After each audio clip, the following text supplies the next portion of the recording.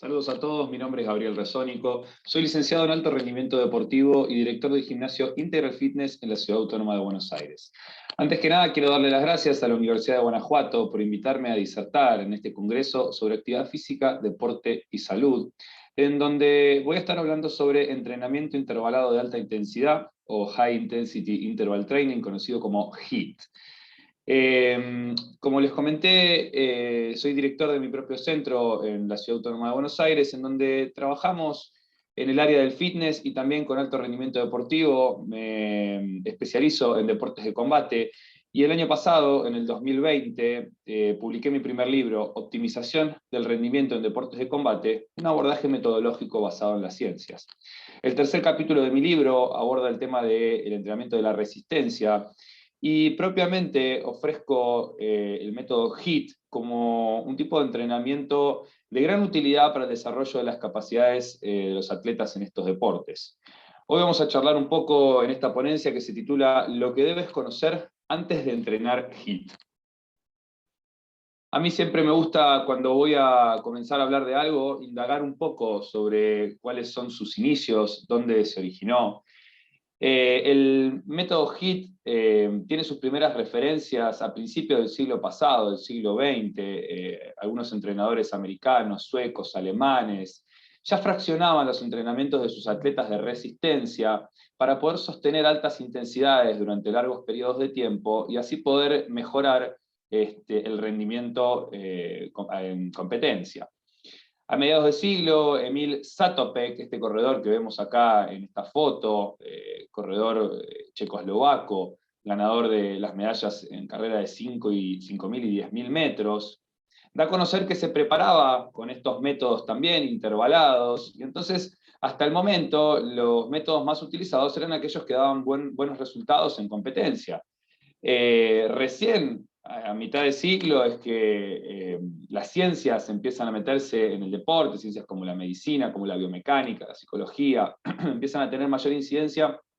Entonces, desde ese tiempo hasta esta parte se ha analizado mucho este método de entrenamiento, con el desarrollo también de la tecnología de la que disponemos hoy en día, medidores de lactato, medidores de gases, analizadores que permiten visualizar la biomecánica de la carrera. Y entonces empezamos a entender cada vez más cuáles son las adaptaciones que este método de entrenamiento intervalado de alta intensidad genera sobre los atletas y que tiene gran utilidad tanto en deportistas como en personas que lo utilizan con fines estéticos, de fitness, que quieren mejorar su calidad de vida, o para el control de la morbilidad y la mortalidad relacionada con algunas afecciones cardíacas, diabetes, obesidad. Eso es lo que vamos a ver un poco en esta presentación. El entrenamiento HIIT tiene su sentido más relevante en lograr un mayor tiempo en intensidades de ejercicio que no pueden ser sostenidas de manera continua durante un tiempo prolongado. Esto significa que si yo quisiera mantener una intensidad de entrenamiento, de trabajo muy elevada, podría hacerlo durante un tiempo determinado. En algún momento va a empezar a disminuir esa intensidad y el atleta va a tener que cortar con el trabajo que estaba realizando. Pero en cambio, si yo esa misma intensidad la fraccionara en periodos de tiempo más cortos, probablemente por sumatoria de trabajo, el atleta o la persona podría estar más tiempo expuesta a esas altas intensidades.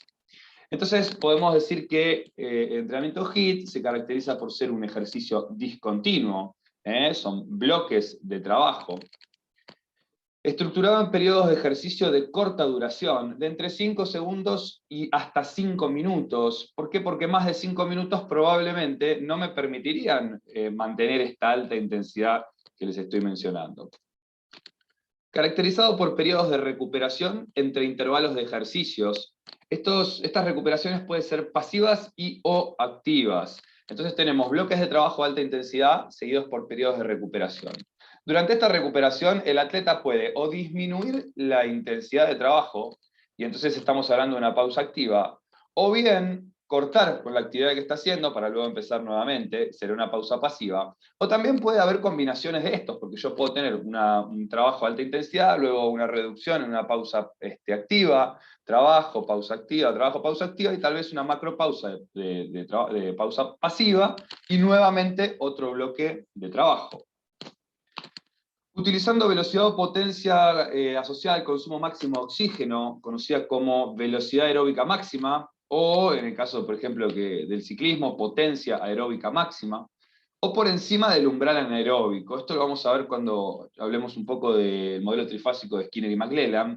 Lo que es importante acá es entender esto, la alta intensidad por encima del umbral anaeróbico, utilizando velocidades próximas al consumo máximo de oxígeno, o por encima de este, llegando incluso a velocidades máximas o potencias máximas, alcanzando frecuencia cardíaca superior al 90% de la frecuencia cardíaca de reserva o al 95% de la frecuencia cardíaca máxima. Intensidades elevadas, frecuencias cardíacas muy elevadas. La frecuencia cardíaca de reserva es la diferencia entre la máxima y la basal. Si nosotros tuviéramos un atleta que tiene de frecuencia cardíaca máxima 190 latidos por minuto y de basal 60, 190 menos 60 me da 130. Esos 130 latidos por minuto son la frecuencia cardíaca de reserva, que luego veremos una fórmula para calcular justamente estos porcentajes. Bueno, acá lo que podemos ver de manera gráfica son distintos modelos de entrenamiento intervalado de alta intensidad. Estos modelos están así expuestos en el libro de Larsen y Bouchet, el libro HIIT. Tenemos un primer modelo que es el de intervalos prolongados, o HIIT long, y vamos a ver acá, por encima de la velocidad crítica, la intensidad, cercano al consumo máximo de oxígeno, bloques largos, periodos de recuperación, bloques largos, periodos de recuperación. Luego tenemos otro modelo, el de intervalos cortos, o HIIT short. Van a ver que la intensidad es un poco más elevada, los bloques son más cortos, y en este caso se proponen pausas, por ejemplo, activas, podrían ser pasivas también. Luego tenemos los sprints repetidos, RST, Repeated Sprint Training. Son trabajos a la máxima velocidad posible, con pausas, en este caso pasivas, ¿sí? Y se han juntado bloques de 6 trabajos a alta intensidad, con unas macropausas más largas para incrementar la capacidad de trabajo y permitir que luego puedan mantener esta alta intensidad nuevamente. Tenemos acá sprints intervalados, SIT, Sprint Interval Training. Vamos a ver que también acá la intensidad es máxima, la duración del sprint es mayor que en el caso anterior, y entonces las pausas también son mayores. Y por último, el HIIT basado en el deporte, o Game-Based HIIT, que bueno, acá hay más oscilaciones en la intensidad, porque lo que se hace acá es utilizar los medios propios específicos de cada deporte. Si fuera el rugby, estaría con una pelota, tal vez haciendo pases. Si fuera fútbol, estaría dominando la pelota. En los casos de deportes de combate, como me toca a mí, puede ser un boxeador golpeando el saco, la bolsa, puede ser un luchador o un judoka lanzando a un compañero durante un tiempo determinado, generando altas intensidades y luego recuperándose. Tipos de adaptaciones que vamos a lograr a partir de entrenamientos intervalados de alta intensidad. Bueno, a grandes rasgos, cuando hablamos de entrenamiento de la resistencia, mencionamos adaptaciones centrales vinculadas al sistema cardiorrespiratorio y adaptaciones periféricas vinculadas principalmente a los músculos que se encuentran activados para esos gestos, a las acciones que se les está requiriendo, vinculado entonces al aspecto metabólico y neuromuscular. Con respecto a las adaptaciones centrales, podemos encontrarnos con un aumento en el volumen de eyección sistólica, es decir, la cantidad de sangre que sale del corazón, y esto se genera por un aumento en la masa cardíaca, que podría generar un aumento en la contractilidad. Incremento del gasto cardíaco máximo. El gasto cardíaco se compone por el volumen de eyección sistólica multiplicado por la frecuencia cardíaca, o los latidos por minuto. Entonces un aumento en el volumen de eyección sistólico va a incidir sobre el gasto cardíaco máximo. Aumento del volumen sanguíneo o de la volemia, que tiene que ver con la sangre, se compone del plasma, del hematocrito, que son los glóbulos rojos. Este tipo de entrenamiento incrementa el número de glóbulos rojos, la densidad de glóbulos rojos, incidiendo sobre el hematocrito y sobre la volemia. Con respecto a las adaptaciones periféricas, vamos a encontrarnos con mejoras en la recaptación y sensibilidad del calcio por la bomba de calcio reticular. Esto lo que va a generar es mejoras en la transmisión de impulsos eléctricos, optimizando así la contracción muscular. Aumento de la actividad enzimática responsable de la lipólisis y la glucólisis. Esto es por el alto estrés celular que genera este tipo de entrenamientos, y va a depender también de los volúmenes y las intensidades que manejemos. Biogénesis mitocondrial, un aumento en la densidad, en la cantidad de mitocondrias, y esto va a ser así gracias a la activación de, por ejemplo, de la vía MPK o de la calmodulina proteína quinasa. Mejoras en la densidad capilar, en el flujo sanguíneo. ¿Sí? Nos encontramos con un montón de adaptaciones que pueden ser positivas para los entrenamientos. Vamos a tener más adaptaciones hacia un lado o hacia otro, dependiendo de cómo dosifiquemos este HIIT, qué sistema de estos que estuvimos viendo utilicemos. Eso es lo que vamos a ir viendo ahora. Bueno, acá tenemos el modelo trifásico de Skinner y McClelland, que data aproximadamente de 1980, y lo que nos plantea son 3 fases dentro del entrenamiento de la resistencia, dependiendo de la intensidad a la que trabajemos, y en cada una de estas fases nos vamos a encontrar con adaptaciones fisiológicas propias. Acá a la izquierda tenemos ventilación pulmonar, es decir, la cantidad de aire expirado en un minuto, que va a tener un paralelismo con lo que sucede con el consumo de oxígeno. También la frecuencia cardíaca, a medida que la intensidad, o el gasto cardíaco, a medida que la intensidad del ejercicio va incrementando, la ventilación se incrementa, el consumo de oxígeno, el gasto cardíaco, ¿sí? Debajo lo que tenemos son vatios o watts, que va a ser la medida de intensidad en este caso, ¿sí? Entonces, en una intensidad moderada nos vamos a encontrar en esta fase 1, una fase de entrenamiento aeróbico, con una producción baja de lactato, donde la activación muscular principalmente estará vinculada con las fibras de tipo 1, fibras lentas, los sustratos energéticos predominantes provendrán de las grasas, hasta que nos encontremos con el umbral aeróbico, aproximadamente el 60% del consumo máximo de oxígeno, y entonces pasaremos a esta fase 2 de entrenamiento aeróbico, anaeróbico, conocida como el Maximal Lactate Steady State, el máximo estado estable de lactato, ya que aquí la producción y la remoción de lactato todavía se mantiene estable, si bien hay una mayor producción de lactato. ¿Sí? Acá se siguen utilizando las grasas como sustrato energético predominante, y empiezan también a verse activadas las fibras rápidas, poco a poco, hasta llegar al umbral anaeróbico, umbral ventilatorio 2, el umbral aeróbico también se conoce como umbral ventilatorio 1, el umbral anaeróbico, umbral ventilatorio 2, aproximadamente el 80% del consumo máximo de oxígeno, y entonces nos encontramos con el onset of blood lactate accumulation, acumulación de lactato, empieza a utilizarse los hidratos de carbono como fuente principal, empieza a haber una demanda energética muy alta, lo cual va a generar que se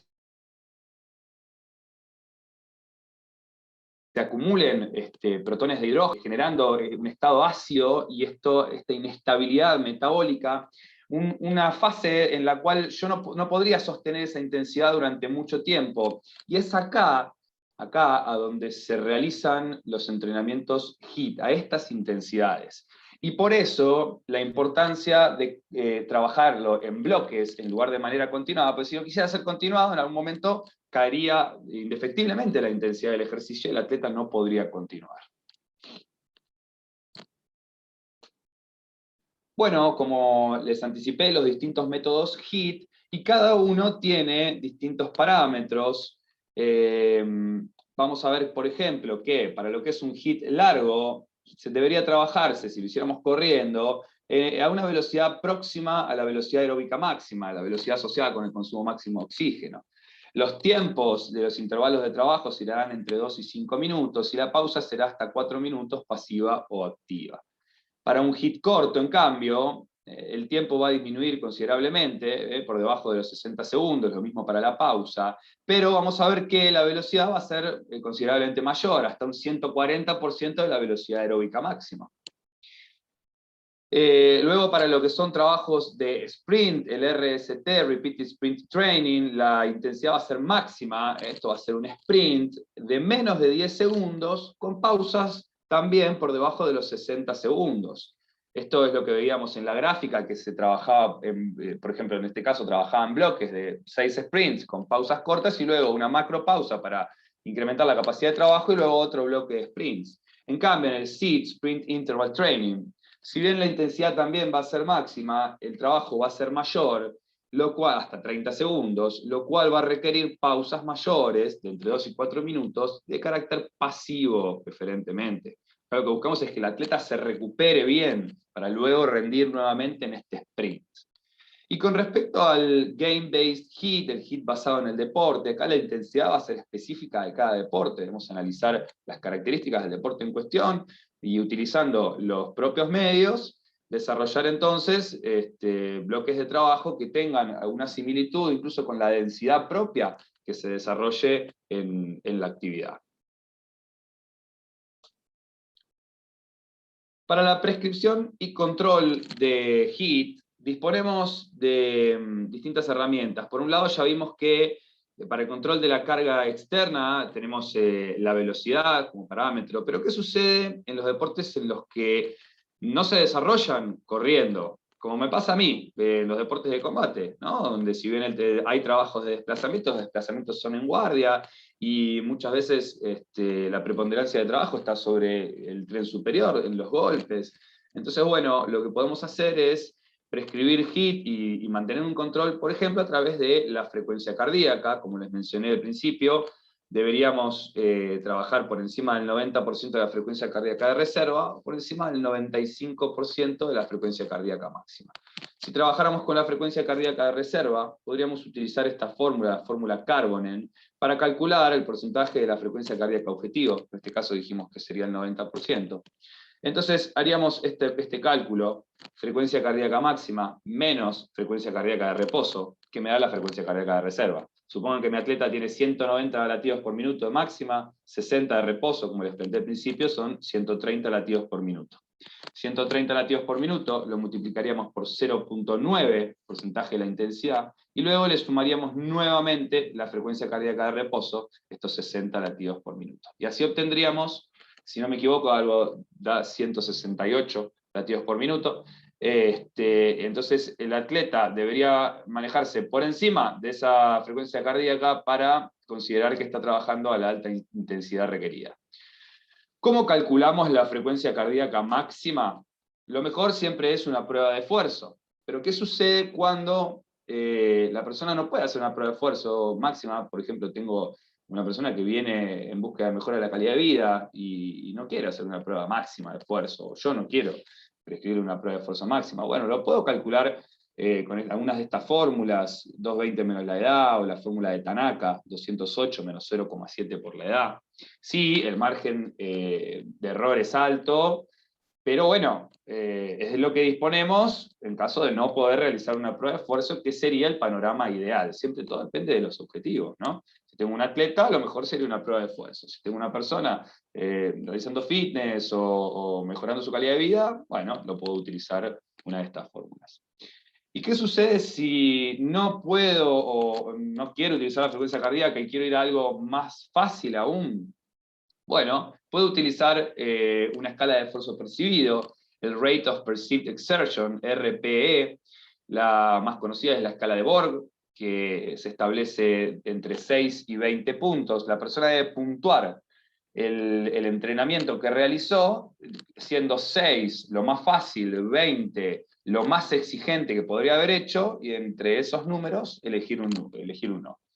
Esto tiene un paralelismo con la frecuencia cardíaca. 6 sería un 60, que sería algo próximo a lo más convencional de la frecuencia cardíaca basal. 200, y un paralelismo con 20, el número más alto, como la frecuencia cardíaca máxima, un estándar. Entonces, esto generaría algún paralelismo entre la intensidad de trabajo y la frecuencia cardíaca.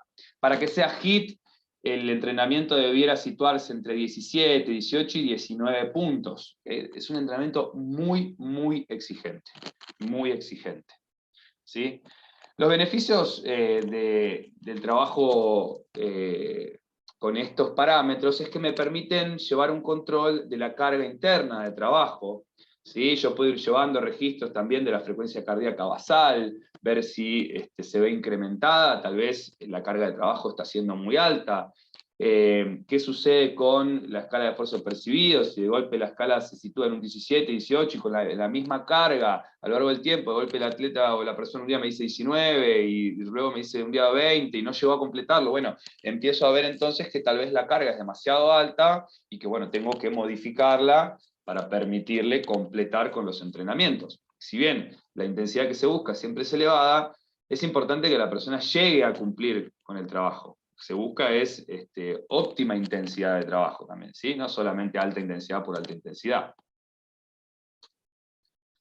En esta gráfica interesante, adaptada de Larsen y Bouchet también, lo que vemos es que con los distintos sistemas podemos atacar, con los distintos métodos HIIT, podemos atacar distintos sistemas, la vía oxidativa, el sistema anaeróbico, el sistema neuromuscular. Entonces, acá, por ejemplo, nos puede servir para desarrollar el método a partir de los objetivos que nosotros tenemos. Por ejemplo, ¿quiero desarrollar el sistema aeróbico, la vía oxidativa? Sí. ¿Quiero desarrollar o buscar incidir sobre el sistema anaeróbico? Sí. ¿Quiero trabajar sobre el sistema neuromuscular? No. Entonces, bueno, debería apuntar el trabajo a intervalos cortos, intervalos largos o HIIT basado en el deporte. ¿Quiero trabajar la vía oxidativa? No. ¿Quiero trabajar la vía anaeróbica? Sí. ¿Componente neuromuscular? Sí, va a estar implicado. Bueno, trabajo sobre sprints repetidos o sprints intervalados. ¿Bien? Entonces, rápidamente con esta gráfica ya puedo saber a qué método debería remitirme. Y después tengo que ver cómo diagramo, cómo programo dentro de ese método y los parámetros que ya les ofrecí antes. Entonces, el armado de una sesión de HIIT, para el armado de una sesión de HIIT, yo lo primero que tengo que saber es, bueno, ¿cuáles son las respuestas fisiológicas que yo quiero obtener? Quiero obtener mejoras cardiopulmonares, metabólicas, neuromusculares. Bueno, eso me va a determinar el tipo de HIIT como vimos recién. Pero luego, también, estas respuestas fisiológicas dentro del tipo de HIIT van a depender del tipo de ejercicio. Voy a correr, voy a usar una bicicleta, voy a usar los medios específicos del deporte porque quiero buscar adaptaciones preponderantemente periféricas y no tanto centrales. Bueno, tipo de ejercicio. ¿A qué intensidad voy a trabajar?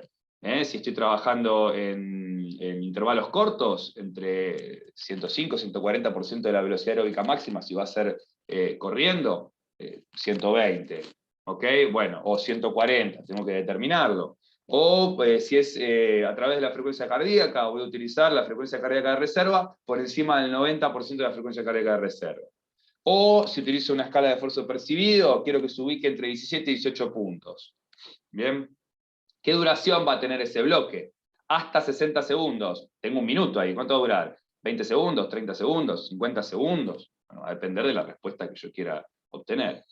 Y luego tenemos el descanso, lo mismo. En el descanso tenemos que evaluar qué tipo de descanso va a ser. ¿Va a ser activo? ¿Va a ser pasivo? ¿A qué intensidad en caso de ser un descanso activo? ¿Sí? Va a ser al 40% de la velocidad aeróbica máxima, al 50%, al 60%. Va a ser una pausa, el atleta está realizando golpes en la bolsa a máxima intensidad, y luego va a ser una pausa en sombra, o va a ser una pausa haciendo desplazamientos. ¿Ok? Y también la duración de esta pausa, lo mismo que con el tipo de ejercicio. Esto le va a ir dando forma a la sesión dentro de los parámetros de cada uno de los tipos de HIIT y me va a dar como resultado una determinada respuesta fisiológica.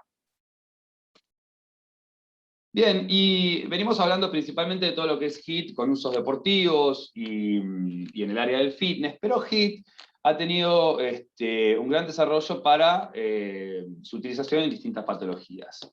En afecciones cardiovasculares, se ha comprobado en este estudio, por ejemplo, de Ross y otros, en esta gráfica se muestra cómo a través de un protocolo de entrenamiento HIIT, se mejora considerablemente más el consumo de oxígeno pico, hasta casi un 18%, con respecto a un entrenamiento de moderada intensidad continuado, un fondo, por ejemplo, que se mejoraría solamente en un 8%. Y el consumo de oxígeno tiene una gran relación con la mejora de la morbilidad y la mortalidad relacionada con este tipo de afecciones, con lo cual, además de que existen pocos eventos o accidentes cardiovasculares realizando este tipo de entrenamientos, podríamos decir entonces que tiene una gran aplicación, siempre y cuando el paciente tenga una patología que esté estabilizada, ¿sí?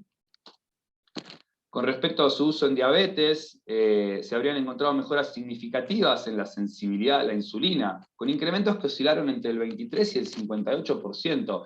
Los pacientes que son, principalmente por ejemplo los insulinodependientes, ¿okay? A través de entrenamientos de tipo HIIT, probablemente mejorando esta sensibilidad a la insulina, requerirían luego inyectarse menos insulina. El tema acá es muy importante, el control, principalmente cuando el atleta, la persona, inicia un entrenamiento, es diabético y nunca lo había hecho antes, porque el entrenamiento puede inducir una hipoglucemia. Entonces es muy importante que el atleta se controle antes, durante, después. Algunos tienen que pincharse y colocar una gota de sangre en un reactivo, otros por ahí hay algunos elementos más cómodos, como estos parches, que se les pasa un sensor por arriba y automáticamente me da los números que necesito de azúcar en sangre. Pero es muy importante el control. Y también el control en el caso de evaluarse de una hiperglucemia. Lo más riesgoso para un diabético es la hiperglucemia. Algunos parámetros para esto son excesiva sudoración, temblores, pérdida en la visión, ¿sí? Entonces, muy atentos a la hiperglucemia y también, en el caso de una hipoglucemia, pero tal vez el atleta tiene que consumir algo de azúcar para volver a sentirse bien. Otro tema a cuidar con las personas con diabetes son la higiene de los pies, ¿sí? Que no se lastimen los pies porque hay menos irrigación sanguínea y se pueden generar úlceras, luego infecciones. Hay que tener cuidado con la higiene en las extremidades, principalmente en los pies. ¿Y qué pasa con respecto a la obesidad? Bueno, con entrenamiento HIIT podemos encontrar un aumento en la tasa de oxidación lipídica, principalmente vinculado a la eliminación de metabolitos, oxidantes, radicales libres durante el ejercicio de alta intensidad, sino también el efecto EPOC, Excess Post-Exercise Oxygen Consumption, que tiene que ver con el consumo extra de oxígeno post-ejercicio, ya que el metabolismo queda muy elevado, muy activo durante más tiempo que en un entrenamiento continuado a baja intensidad. La recuperación post-entrenamiento se puede llevar hasta un 15% del gasto metabólico, ¿sí? De un entrenamiento. Y luego la disminución en el apetito, que tiene que ver con una redistribución del flujo sanguíneo y una reducción del flujo en la zona esplácnica, en la zona del tubo digestivo. Entonces, luego de un entrenamiento de tipo HIIT, suele pasar que hay una disminución en el apetito. Esto lo haría muy útil para aplicarse en distintas patologías. ¿Y qué pasa con este tema que hoy es tan importante, ¿no? HIIT y COVID-19. En este estudio de Salis y otros se analizaron sobre 48.400 adultos con COVID positivo en Estados Unidos, y utilizando el parámetro de una entidad también americana que dispone 150 minutos de actividad física semanal como un parámetro ideal de trabajo, entonces se agrupó a estos pacientes con COVID positivo, entre aquellos que eran inactivos, menos de 10 minutos de actividad física semanal, algo activos, entre 11 y 149 minutos de actividad física semanal, y a los que eran activos por encima de estos 150 minutos, y se encontró que ya en estas personas que estaban algo activas, se redujo considerablemente la cantidad de hospitalizaciones, admisiones en unidades de cuidado intensivo y las muertes. ¿Okay? Entonces la actividad física es un estímulo fundamental para combatir los efectos severos asociados con el COVID. Y los Centros de Control y Prevención de Enfermedades de Estados Unidos habrían determinado como factores para COVID severo la edad avanzada, el sexo, los hombres. Los hombres hay en mayor medida, y la preexistencia de enfermedades como las que hablamos recién, afecciones cardíacas, diabetes, obesidad. Entonces, si HIIT es una buena herramienta para combatir estas enfermedades, entonces nos puede servir también para combatir el COVID.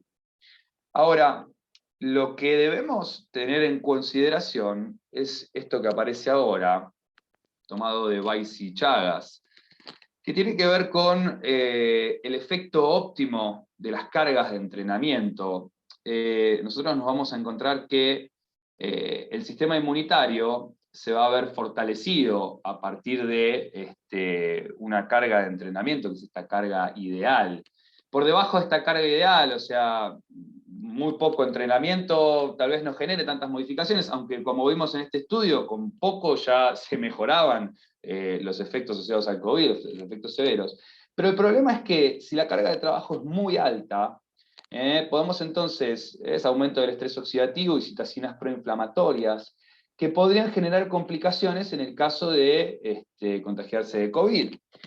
Entonces debemos estar muy atentos porque el HIIT es un entrenamiento de alta intensidad que puede generar cargas elevadas y que podría llegar a generar complicaciones si no mantenemos un control exhaustivo de las cargas, por ejemplo, con la frecuencia cardíaca, como les dije antes, evaluando la frecuencia cardíaca basal, por ejemplo, con la escala de esfuerzo percibido. ¿Okay? Entonces, de esa manera nosotros podemos ir viendo cómo va evolucionando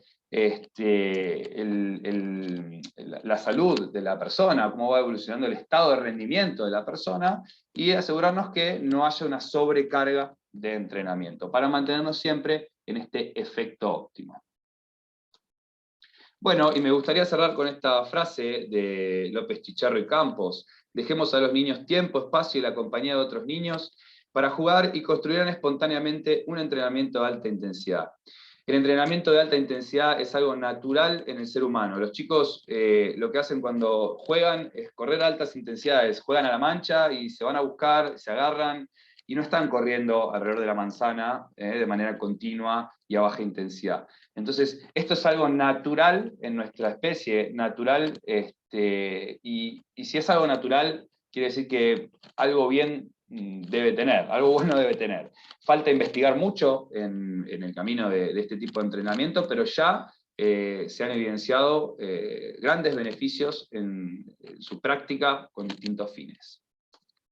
Bueno, aquí tienen mis contactos, mail, redes sociales, en donde constantemente subo contenido, ofrezco capacitaciones. Nuevamente, muchas gracias a la Universidad de Guanajuato por invitarme acá a disertar, y gracias a ustedes por haberme escuchado.